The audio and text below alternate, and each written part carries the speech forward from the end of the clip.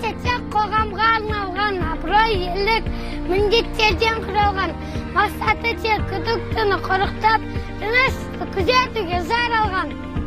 Дорогие наши друзья, примите наши сердечные поздравления с вашим профессиональным праздником, Днем полиции. Вы не просто профессионалы своего дела, вы люди с благородным и добрым сердцем. За годы нашей дружбы вы стали для нас родными. Мы всегда с огромной радостью встречаем вас и ценим ваше отеческое и родительское отношение к нам.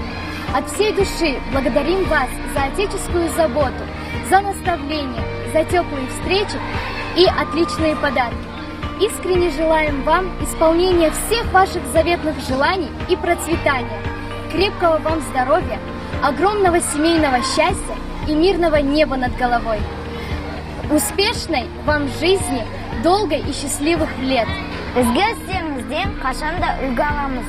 Жылы сөздеріңізді естісек нұрланамыз. Елестейтін қатал боп полицейлер, төккен сайын шуағын қуанамыз. Полиция департамент қызметкерлері, сіздерді нөмір 4-ші балалар үйінің тәрбиеленушілері атынан 23 маусым Қазақстан Республикасы полиция күні мерекесімен шын жүректен құттықтаймыз.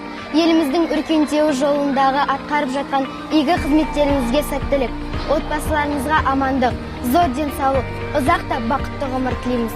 Бізге ағалық қамқорлықтарыңызды көрсетіп, бала жүректерімізге жылу, көңілдерімізге қуаныш сыйлап, болашаққа деген құштарлығымызды асырып жүргендеріңіз үшін айтар алғысымыз шексіз.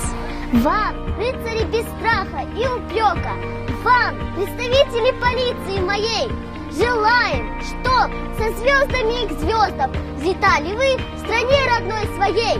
Сіздерді келіп жеткен мерекемен шын жүректен құттықтай отырып, сіздерге зор денсаулық, қажымас күш қайрат, ортаймас несібе дәулет тілейміз. Еңбекте биік толағай табыстарға жетіп, абырой беделдеріңіз арта берсін. Мерекелеріңіз құтты болсын.